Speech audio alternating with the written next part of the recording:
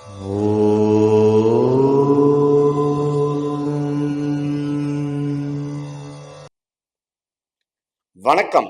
நான் உங்கள் அன்பான சயின்டிபிக் வேதிக் அஸ்ட்ராலஜர் அஸ்ட்ரோரண்டி பேசுகிறேன். நல்லது நினைப்போம், நல்லதே நடக்கும்.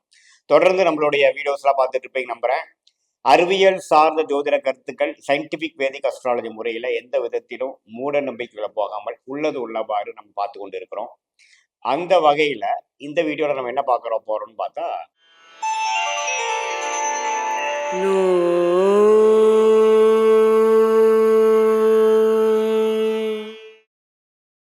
சிம்மராசிக்காரர்களுக்கு 2025 முதல் மாதமான ஜனவரி மாதம் எத்தகைய ஒரு மாதமாக இருக்க போகிறது என்பதை நம்ம பார்க்க போறோம். அதுக்கு முன்னாடி நம்ம சேனலுக்கு ஃபர்ஸ்ட் டைம் வரவங்க மறக்காம சப்ஸ்கிரைப் பண்ணுங்க. ஸோ தட் தொடர்ந்து நம்மளோட வீடியோஸ்ல உங்களை வந்து சேர்ந்தோம் நீங்க வந்து கனெக்ட்லயே இருக்கலாம்.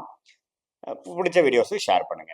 இப்போ பார்த்தீங்கன்னா சிம்மராசிக்காரர்களுக்கு 2025 ஜனவரி மாதம் எப்படி இருக்க போகுதுன்னு பார்க்கும் பொழுது, ஆண்டு கிரகம் என்று சொல்லப்படுகிற குரு 10ஆம் இடத்துல நீடித்திருக்கிறார். சனி வந்து 7ஆம் இடத்துல நீடித்திருக்கிறார். ஸோ 10-7ல மிகப்பெரிய ஆண்டு கிரகங்கள் வந்து நீடித்திருக்கும் பொழுது, ராகு கேது எங்க இருக்கிறான்னு பார்த்தீங்கன்னா, ராகு 8லையும் கேது 2லையும் இருந்து குறுப்பார்வை பெறுகிறார் கேது. ஸோ இத்தகைய ஆண்டு கிரகத்தின் அமைப்புல எந்தவித மாற்றங்களும் நம்ம பார்க்க போறது கிடையாது. எப்போ 2025 ஜனவரி மாதம். சரி, மாத கிரகம் எப்படி செயல்படும் பார்க்கும் பொழுது, ராசி அதிபதியாகிய சூரியன் பார்த்தீங்கன்னா தனுசுல வந்து முதல் 14 நாட்கள் 13 நாட்கள் இருக்கிறார். ஸோ சூரியன் வந்து 5ஆம் இடத்துல குருவோட வீட்டில் இருக்கிறது நல்ல விஷயம்தான், தப்பில்லை. நல்லாவே வந்து எக்ஸைட்மெண்ட்டோட, நல்ல உத்வேகத்தோட, ஒரு செயல்திறனோட செயல்படக்கூடிய அமைப்பு தான் செய்வீங்க. அது கடந்த 2024 டிசம்பர் 14, 15, 16ஆம் தேதியிலிருந்தே பார்த்தீங்கன்னா நல்லாவே செயல்படுறீங்கிறதா உண்மை. சூரியன் எப்பவுமே வந்து ராசி அதிபதி சிம்மராசிக்கு வந்து தனுசில் பெறும் பொழுது ஒரு உத்வேகம் பெறதான் செய்கிறார்.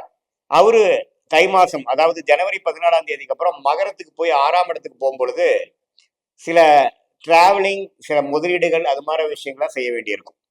எப்பவுமே பார்த்தீங்கன்னா 6க்கு சம்மந்தப்பட்டு 12 கனெக்ட் ஆகும் பொழுது, சரராசியாக இருக்கும் பொழுது சில ஃபினான்ஷியல் இன்வெஸ்ட்மெண்ட்ஸ் இது வரைக்கும் நீங்கள் கடந்த 1.5 மாதம் 2 மாசமா பண்ணது வந்து இன்வெஸ்ட்மெண்ட் பண்ணக்கூடிய அமைப்பாகும். வெளிநாடு வெளிமாநிலம் டிராவலிங், அது மாதிரி விஷயங்கள் சரராசிக்குடைய மகரத்துக்கு போகிறதுனால கொஞ்சம் வாழ்க்கையில வந்து அடுத்த லெவலுக்கு நகர்த்தக்கூடிய அமைப்புகள் இருக்கு. அஷ்டம சனி வாரம் 2025 ஏப்ரலுக்கு அப்புறம் வருதுங்கிறது நீங்க பயப்பட வேண்டியதில்லை. அதுக்கு வேணுங்கிற சில விஷயங்கள் நீங்க பண்ணுவீங்க, சில இன்வெஸ்ட்மெண்ட்ஸ் அது மாதிரி விஷயங்கள் பண்ணக்கூடிய அமைப்பு இருக்கு. புதனின் சஞ்சாரங்களும் அருமையாக இருக்கு. விச்சகத்துல 2-3 நாட்கள் இருந்து அதுக்கப்புறம் தனுசுங்கிற 5ஆம் இடத்துக்கு குருவோட வீட்டுக்கு வர்றது நல்லது. அதுக்கப்புறம் 6ஆம் இடத்துக்கே போய் குருவின் பார்வை பெறுகிறார். ஸோ புதனின் சஞ்சாரமும் சூரியனின் சஞ்சாரமும் தப்பில்லை. சுக்கிரன் வந்து நீடித்து 7ஆம் இடம் என்று சொல்லப்படுகிற கும்பத்திலே நீடித்திருக்கிறார். மாதத்தின் இறுதி 10 நாட்கள் தான் பார்த்தீங்கன்னா மீனத்துக்கு போய் உச்சம் பெறுகிறார். ஸோ இத்தகைய ஒரு மாதம் கடைசி 3 நாட்கள். ஸோ சுக்கிரனின் பயிற்சியும் தப்பு இல்லை. ஸோ இது 3மே தப்பு இல்லைங்க. செவ்வாய் மட்டும் 12ஆம் இடத்துல ராஜயோகாதிபதியாக இருந்தாலும் நீச்சம் பெற்றிருக்கிறது. சில விரயங்கள், சுப விரயங்கள்லாம் நீங்க செய்ய போறீங்க. டிராவலிங் வந்து இருந்துட்டே தான் இருக்க போகுது. பூமி சார்ந்த விஷயங்கள், இடம் சார்ந்த விஷயங்களுக்காக நீங்க சில குடுக்கல் வாங்கல் அதெல்லாம் பண்ணக்கூடிய அமைப்புகள் உண்டு. ஸோ கண்டிப்பா வந்து ஒரு நல்ல அமைப்பு தான். இந்த எந்த விதத்திலையும் தப்பு இல்லை. குரு 10ஆம் இடத்துல இருந்து 2ஆம் இடத்தை பார்க்கறதுனால பண புழக்காட்டங்கள், ஒரு அபீரமான ஒரு பண விஷயங்கள், ஜாக்பாட் அடிக்கிற விஷயங்கள், செலவு பண்றது, அது மூலமாக ஃபியூச்சர்ல வந்து லாபம் சம்பாதிக்கிறது, அது மாதிரி நிறைய இருக்கக்கூடிய அமைப்பு இருக்கு. மாணவர்கள் பார்த்தீங்கன்னா விசா எதிர்பார்க்குறவங்க வந்து விசா கிடைச்சி போகக்கூடிய அமைப்புகள், வெளிநாட்டில் இருக்கிறவங்க செட்டில் அங்கேயே வந்து நீடித்து இருந்து செட்டில் ஆகக்கூடிய அமைப்புகள், இது எல்லாமே பரிபூர்ணமாக வரக்கூடிய அமைப்புகள் உண்டு. அது குறிப்பா மாதத்தின் இறுதி பகுதி, அதுக்கப்புறம் பிப்ரவரி மார்ச் எல்லாம் பார்த்தீங்கன்னா சுக்கிரனும் 8ஆம் இடத்திலே உச்சம் பெறுவதெல்லாம் பார்த்தீங்கன்னா ரொம்ப நல்ல அனுகூலமான ஒரு அமைப்பு கொடுக்கக்கூடிய அமைப்புகள் இருக்கு. ஸோ தவறே இல்லை. என்னதான் அஷ்டம சனி வரதா இருந்தாலும் பெரிய பாதிப்பு இருக்காது. ஏன்னா குருவோட வீட்டுக்கு தான் சனி போறார்.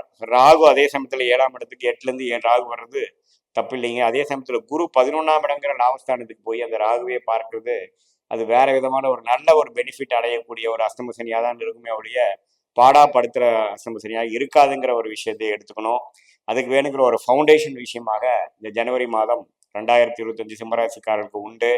ராசி அதிபதி அருமையாக 5ஆம் இடத்துல இருக்கிறதுனால மாணவ செல்வங்கள்லாம் பார்த்தீங்கன்னா கொஞ்சம் நல்லா இது வரைக்கும் சில சப்ஜெக்ட்ஸ்லாம் புரியாம கொஞ்சம் கஷ்டப்படுறவங்களாம் கொஞ்சம் நல்லா கிளாரிட்டி பெறக்கூடிய அமைப்புகள் இருக்கு. சில விஷயங்கள் இவ்வளோ தூரம் வந்து இன்ட்ரோட் போகாமல் இந்த டைமில் கொஞ்சம் நல்லாவே புரிஞ்சு நடந்துக்கிறது, நல்லாவே சில கான்செப்ட்ஸ் புரிஞ்சுக்கிறது, சில எக்ஸாம்ஸ் கிளியர் பண்ணுறது, முதல்ல இருந்த மென்டல் பிளாக்ஸ் எல்லாம் போய் இப்போ கொஞ்சம் ஃப்ரீயாக யோசிக்கிறது, திங்க் பண்ணுறது, அனாலிட்டிக்கல் ஸ்கில் இம்ப்ரூவ் பண்ணுறது, அது மாதிரி எல்லாமே அந்த புதனின் குருவின் பார்வையும் சூரியனின் சஞ்சாரமும் அருமையாக இருப்பதனால ரிஷமராசிக்காரர்களுக்கு ஒரு அற்புதமான ஒரு ஆரம்ப மாதமாக 2025 இருந்து எந்த விதத்திலையும் இந்த அஷ்டமசனி தாக்கம் வந்து பெரிய பாதிப்பு கொடுக்க போறது இல்லைங்கிறத நீங்க உஜிதப்படுத்துற மாதிரி ஒரு நல்ல மாதமாக எல்லா வயதினருக்கும் கொடுக்கக்கூடிய அமைப்புகள் உண்டு.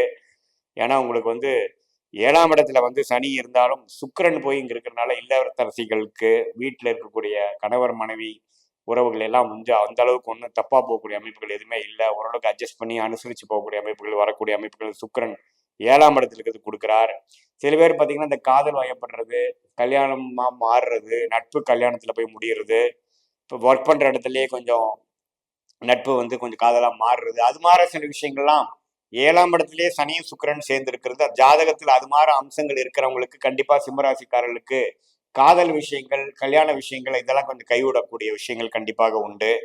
ஸோ இப்படி ஒரு அம்சங்கள்லாம் இருக்கக்கூடிய ஒரு மாதமாக, சுப விஷயங்கள் நடக்கக்கூடிய மாதமாக, எல்லாத்துக்குமே ஓரளவுக்கு டெவலப்மெண்ட் கொடுக்கக்கூடிய மாதமாக, ஃபினான்ஷியல்ல ஒரு பெனிஃபிட் கொடுக்கக்கூடிய மாதமாக, அதே சமயத்தில் சுப விரயங்களும் கொடுக்கக்கூடிய மாதமாகவும் சிம்மராசிக்காரர்களுக்கு இருக்கிறன்னு தெரிஞ்சுக்கிறோம். இது வந்து ஒரு பொதுவான பலன்களே தவிர, இது உங்களுடைய ஜென்ம ஜாதகத்தில் நீ எந்த லக்னத்துல பிறந்திருக்கீங்க, எந்த ராசியில பிறந்திருக்கீங்க, எப்படி வந்து இந்த நட்சத்திரத்துல இருந்து என்ன தசாபுக்திகள் இப்ப போயிட்டு இருக்கிறத வச்சுதான் இப்போ இருக்கக்கூடிய தசநாதன் புக்திநாதன் கோச்சாரத்துல இப்படி இருக்கிறார் பொறுத்து அந்த கோச்சாரத்தையும் தசாபுக்திகளையும் மிக்ஸ் பண்ணி ஒரு துல்லியமான பலன்கள், வாழ்க்கை சம்பவங்களுக்கு வேணுங்கிற எடுக்கக்கூடிய டெசிஷனுக்கு கரெக்டான ஆன்சர்ஸ் கொடுக்கக்கூடிய அமைப்பு கண்டிப்பா எடுக்கலாம்.